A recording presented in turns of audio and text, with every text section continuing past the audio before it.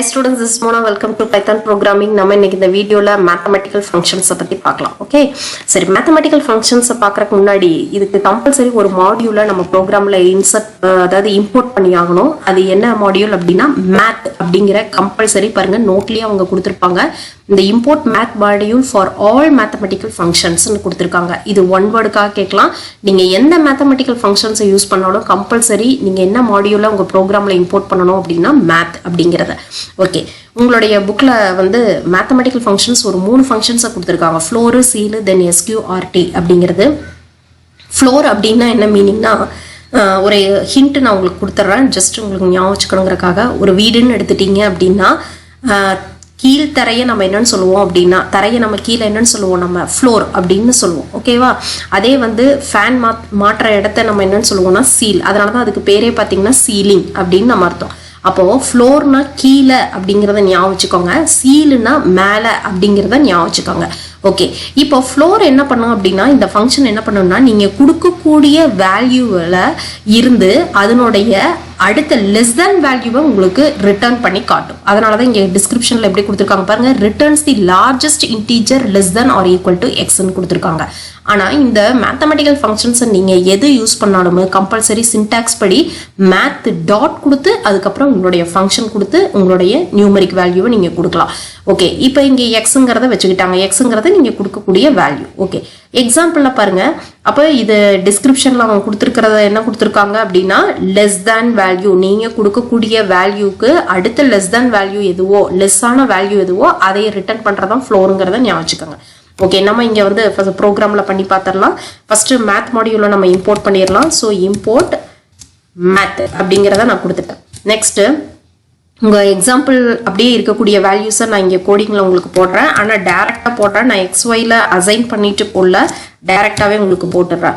Math dot floor அப்படின்னு நான் கொடுக்குறேன். மேத் டாட் ஃப்ளோரு ஃபஸ்ட்டு வந்து அவங்க என்ன வேல்யூ கொடுத்துருக்காங்கன்னா 26.7. ஸோ 26.7 கொடுத்துட்டேன்.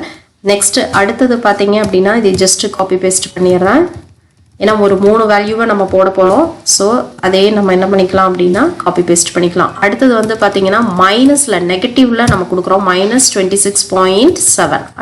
அடுத்த புக்கில் அந்த வேல்யூ தான் கொடுத்துருக்காங்க.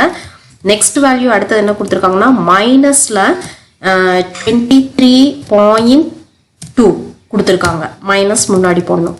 ஓகே, -23.2. சரி, இப்போ உங்களுக்கு 26.7 அப்படின்னா இதனுடைய அடுத்த லெஸ்ஸர் வேல்யூ எது அப்படின்னா 26. ஓகே, நெகட்டிவ் நம்பர்ல இருந்தது அப்படின்னா -26.7னா இதனுடைய அடுத்த லெஸ் தேன் வேல்யூ உங்களுக்கு நீங்க என்னன்னு சொல்லுவீங்க, -27. நெகட்டிவ்ல இருந்தா அப்படிதானே போகும். ஓகே, -23னா அப்ப இதுக்கு இங்க என்ன ஆன்சர் வரும், -24.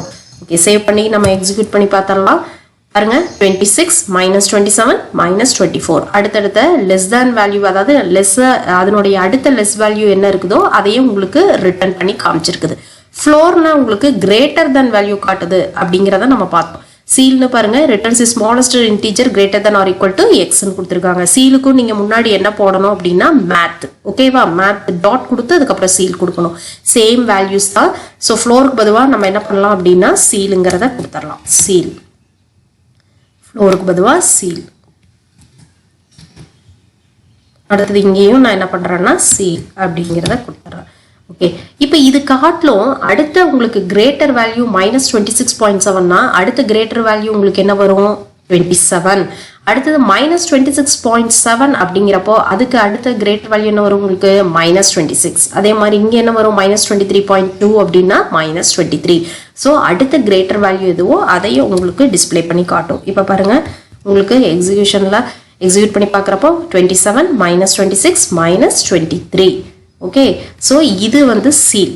நெக்ஸ்ட் அடுத்தது sqrt ஃபங்க்ஷன் உங்களுக்கு என்ன பண்ணும் அப்படின்னா, இது வந்து ஸ்கொயர் ரூட் கண்டுபிடிச்சு உங்களுக்கு சொல்லும். ஆனால் ஸ்கொயர் ரூட் கண்டுபிடிக்கிறப்போ நோட்டில் அவங்க கொடுத்துருக்காங்க பாருங்க, நீங்கள் கொடுக்கக்கூடிய வேல்யூ வந்து X must be greater than 0 compulsory இருக்கக்கூடாது. 0வை காட்டிலும் ஜாஸ்தி எந்த நம்பர் கொடுத்தாலும் அது என்ன பண்ணுவோம்னா ஸ்கொயர் ரூட் அதுக்கு கண்டுபிடிச்சு உங்களுக்கு காட்டும். இப்போ இவங்க கொடுத்துருக்கக்கூடிய வேல்யூஸை நம்ம அப்படியே ஸ்கொயர் ரூட்டில் போட்டு பார்க்கலாம். ஆனால் இதையும் இன்னொன்று தெரிஞ்சு வச்சுக்கோங்க, நீங்கள் என்ன வேல்யூ கொடுத்தாலும் கம்பல்சரி அது வந்து டெசிமல் பாயிண்டோட தான் உங்களுடைய ஆன்சரை காட்டும். அதாவது ஃப்ளோட்டிங் பாயிண்ட்ல தான் உங்களுக்கு ஆன்சர் டிஸ்பிளே ஆகும். சரி, இப்போ நம்ம வந்து ஸ்கொயர் ரூட் இங்கேயும் அதே மாதிரி நான் எதுக்கும் எல்லாமே டைரெக்டாக தான் நான் போட்டிருக்கிறேன். உங்களுக்கு XYZல போய் அசைன் பண்ணுறதோ அதே மாதிரி ABCயில் அசைன் பண்ணுறதோ காட்டல, டைரெக்டாகவே உங்களுக்கு காட்டியிருக்கேன். ஃபர்ஸ்ட் நம்பர் என்ன கொடுத்துருந்தாங்கன்னா 30. ஸோ 30ங்கிறத நான் கொடுத்துட்றேன். நெக்ஸ்ட் அடுத்தது பார்த்தீங்கன்னா ஸ்கொயர் ரூட்டில் ஸ்கொயர் ரூட். ஓகே, ஸ்கொயர் ரூட்டுக்கு sqrt எல்லாமே ஸ்மால் லெட்டர்ஸில் தான் கொடுக்கணும், மறந்துடாதீங்க. ஃபங்க்ஷன்ஸ் எல்லாமே ஸ்மால் லெட்டர்ஸில் தான் நம்ம கொடுக்கணும். இது செகண்ட் நம்பர் அவங்க என்ன கொடுத்துருக்காங்கன்னா 49. ஸோ 49. அடுத்தது நம்பர் என்னென்னா 25.5 அப்படிங்கிறத கொடுத்துருக்காங்க. 25.5. ஸோ 25.5. இப்போ எக்ஸிக்யூட் பண்ணி பார்த்துடலாம். உங்களுக்கு எல்லாமே ஃப்ளோட்டிங்கில் ஸ்கொயர் ரூட் கண்டுபிடிச்சி சொல்லும். பாருங்கள், ஃபர்ஸ்ட் வந்து 5.4 சம்திங் ஏதோ நம்பர் காட்டிருக்கு. நெக்ஸ்ட் 49க்கு பாருங்கள் 7 தான் ஆன்சர், ஆனால் அதையும் ஃப்ளோட்டிங் பாயிண்ட்ல தான் காட்டுது, அதாவது வித் டெசிமல் பாயிண்டோட. அப்போ 7.0, அடுத்தது 5.04. ஓகே, இது உங்களுக்கு sqrt ஃபங்க்ஷனுடைய வேலை. Okay, that's all. இது 3 மேத்தமெட்டிக்கல் ஃபங்க்ஷன்ஸ் தான் உங்கள் புக்கில் கொடுத்துருக்காங்க. இது 3 மார்க்ஸ் அல்லது 1 மார்க் 2 மார்க் எதில் வேணாலும் கேட்கலாம். இந்த 3 ஃபங்க்ஷன்ஸ் தெரிஞ்சு வச்சுக்கோங்க. சீலுன்னா மேலாங்கிற தெரிஞ்சு வச்சுக்கோங்க, ஃப்ளோர்னா கீழே. ஓகே, இதுதான் இதனுடைய டிஃப்ரென்ஸ். நெக்ஸ்ட் அடுத்தது காம்போஷனையும் நான் இந்த வீடியோவில் சொல்லிடுறேன். காம்போஷன் அப்படின்னா என்ன மீனிங்னா, இப்போ நீங்கள் ஒரு ஃபங்க்ஷன் கொடுக்குறீங்க, அந்த ஃபங்க்ஷனோடைய வேல்யூ தான் இன்னொரு ஃபங்க்ஷனுக்கு ஆர்குமெண்ட்டாவோ இன்புட்டாவோ எடுத்து உங்களுக்கு எவாலுவேட் பண்ணி காட்டுறது தான் என்னென்னா காம்போஷன். அதனால தான் டெஃபினேஷனே பாருங்கள், the value returned by a function may be used as an argument for another function. அப்போ இன்னொரு ஃபங்க்ஷன். ஓகேவா, 2 ஃபங்க்ஷன் இருக்குது. ஒரு ஃபங்க்ஷனோடைய ரிட்டர்ன் வேல்யூ தான் இன்னொரு ஃபங்க்ஷனுக்கு இன்புட்டாக வேலை செய்யுது. அப்போ இன்புட்டாக அங்கே போய் அந்த ஃபங்க்ஷனுடைய ரிட்டர்னிங் ஆன்சர் தான் நம்மளுடைய ஆன்சராக இருக்கும். ஸோ இன்னும் நெஸ்டட் மேனர் ஒரே லைனில் நீங்கள் கொடுப்பீங்க. அந்த மெத்தடுக்கு பேர் தான் என்னென்னா this is called as the composition. Okay, சரி, இப்போ உங்களுடைய எக்ஸாம்பிள் பாருங்கள். இங்கே எக்ஸாம்பிள் பார்த்தீங்கன்னா உங்களுக்கு புரிஞ்சிடும்.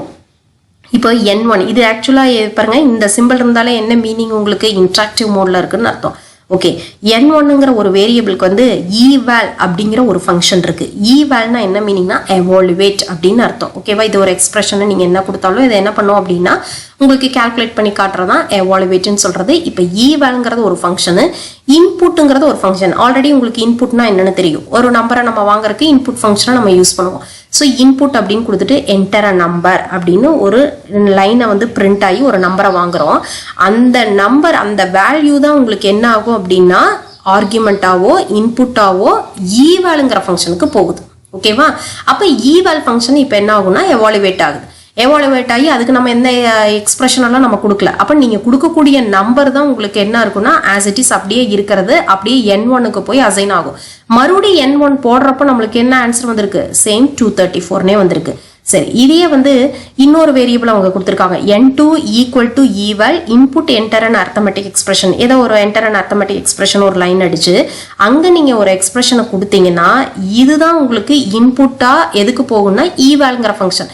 eval ஃபங்க்ஷன் இப்போ என்ன பண்ணணும்னா இந்த அர்த்தமெட்டிக் எக்ஸ்பிரஷனை எவாலுவேட் பண்ணி அதனுடைய ரிட்டர்ன் ஆன்சர் தான் உங்களுக்கு எங்கே போய் அசைன் ஆகும்னா N2ல. இப்போ நான் N2 நான் மறுபடியும் போட்டு பார்க்குறப்போ என்னுடைய அர்த்தமெட்டிக் எக்ஸ்பிரஷனில் என்ன வருதோ அந்த அர்த்தமெட்டிக் எக்ஸ்பிரஷன் எவாலுவேட் ஆகி உங்களுக்கு வந்திருக்கு. இப்போ பாருங்க, இங்கே 12.0 கொடுத்து 13.0 இன்டூ 2 கொடுத்துருக்காங்க. இங்கே எப்படி 38.0 வந்திருக்குன்னா 13.0 இன்டூ 2 தான் ஃபர்ஸ்ட் எவாலுவேட் ஆகும். ஏன்னா ஃபர்ஸ்ட் ப்ரியாரிட்டி எதுக்கு போகும்னா உங்களுக்கு மல்டிப்ளிகேஷனுக்கு தான் ஃபர்ஸ்ட் இப்போ உங்களுக்கு வந்து ப்ரியாரிட்டி. அப்போ என்ன ஆகும்னா 13.0 இன்டூ 2 தான் உங்களுக்கு என்ன ஆகும்னா ஃபர்ஸ்ட் வந்து எவாலுவேட் ஆகும். அதனுடைய ஆன்சர் என்னன்னா 26.0. 26.0 பிளஸ் 12.0னா உங்களோட ஆன்சர் என்ன வந்திருக்கு 38.0. ஓகே, இதையும் நம்ம வந்து இன்ட்ராக்டிவ் மோட்ல நம்ம போட்டு பார்த்துடலாம். இப்போ பார்த்தீங்க அப்படின்னா இன்ட்ராக்டிவ் மோட்ல நான் N1 okay N1 equal to eval அப்படிங்கிற ஒரு ஃபங்க்ஷனை யூஸ் பண்ணுறேன். அதுக்கப்புறம் என்ன பண்ணுறேன்னா இன்புட். ஓகே, இன்புட் ஃபங்க்ஷனை யூஸ் பண்ணி enter a number. Okay, enter a number. Okay, double கோட்ஸில் கொடுக்கணும், டபுள் கோட்ஸில் கொடுத்துட்றேன். என்டர் அ நம்பர் டிஸ்பிளே பண்ணுறதுக்காக டபுள் கோட்ஸ். இங்கே டபுள் கோட்ஸை க்ளோஸ் பண்ணுறேன். Okay, that's all. இப்போ நம்ம என்ன பண்ணிட்டோம் அப்படின்னா இன்புட் ஃபங்க்ஷனை யூஸ் பண்ணி என்டர் நம்பர் வாங்குறோம். ஓகே, என்டர் நம்பர்னு வந்துருச்சு. நான் ஜஸ்ட் ஒரு 20 அப்படின்னு கொடுக்குறேன். இப்போ இந்த 20 தான் என்ன, இப்போ இன்புட் ஃபங்க்ஷன் மட்டும்தான் உங்களுக்கு ஒர்க் ஆயிருக்கு. ஓகேவா, இந்த 20 இப்போ என்ன ஆகும்னா உங்களுக்கு ஆர்குமெண்டா எந்த ஃபங்க்ஷனுக்கு போகுதுன்னா ஈவேல்ங்கிற ஃபங்க்ஷனுக்கு போகும்.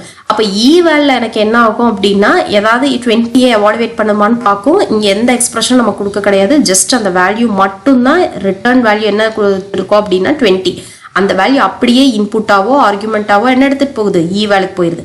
இப்போ 20ங்கிறது உங்களுக்கு என்ன ஆகுதுன்னா அதே இது 20 தான் ஈவேல் ஃபங்க்ஷன்லையும் உங்களோட ரிட்டர்னிங் ஆன்சராக இருக்கும். அந்த வேல்யூ தான் N1க்கு இப்போ அசைன் ஆயிடுச்சு. ஓகேவா? இப்போ இன்ட்ராக்டிவ் மோடுக்கு மறுபடியும் வந்துட்டோம். இப்போ N1 நான் மறுபடியும் போட்டு பார்க்குறேன்னு வைங்க. இப்போ இந்த ரெண்டு ஃபங்க்ஷனும் உங்களுக்கு எக்ஸிக்யூட் ஆகி N1ங்கிறத போட்டு நான் என்டர் அடிச்சேன்னா என்ன வேல்யூ எனக்கு அசைன் ஆகிருக்கு பாருங்க, 20ங்கிறதே அசைன் ஆயிருக்கு.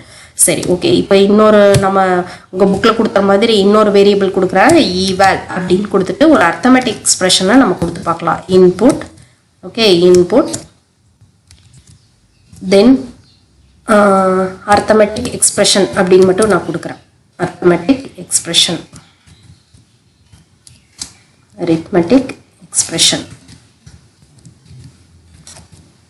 okay, arithmetic expression, that's all. நான் இதையே க்ளோஸ் பண்ணிடுறேன். க்ளோஸ் பண்ணிட்டு இப்போ நம்ம என்ன பண்ணலாம்னா ஜஸ்ட் என்டர் கொடுத்துட்றேன்.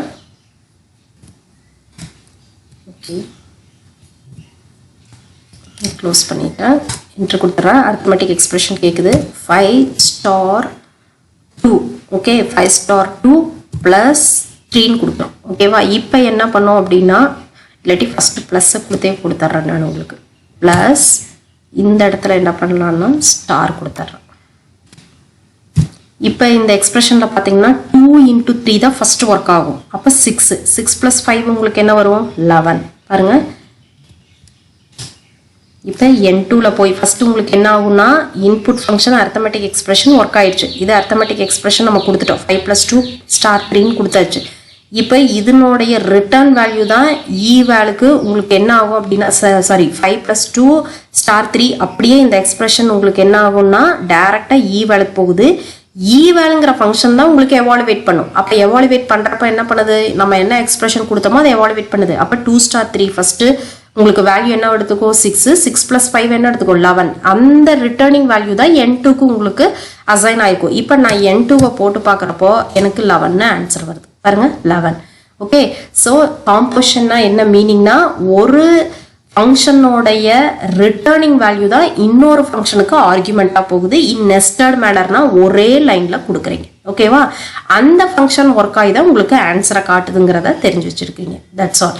இதுதான் உங்களுக்கு காம்போசிஷன். இது வந்து உங்களுக்கு 2 மார்க்ஸில் கேட்குறதுக்கு சான்ஸ் இருக்குது. ஸோ 2 மார்க்ஸ்க்காக நீங்கள் படிச்சுக்கலாம். இந்த ஃபஸ்ட்டு இந்த டெஃபினிஷன் நல்லா படித்து வச்சுக்கோங்க. இது வந்து 1 மார்க்லையும் கேட்பாங்க. அதனால இந்த டெஃபினிஷன் நல்லா படித்து வச்சுக்கோங்க. ஓகே, நம்ம நெக்ஸ்ட் வீடியோவில் அடுத்த கான்செப்டை பார்க்கலாம். Thank you students.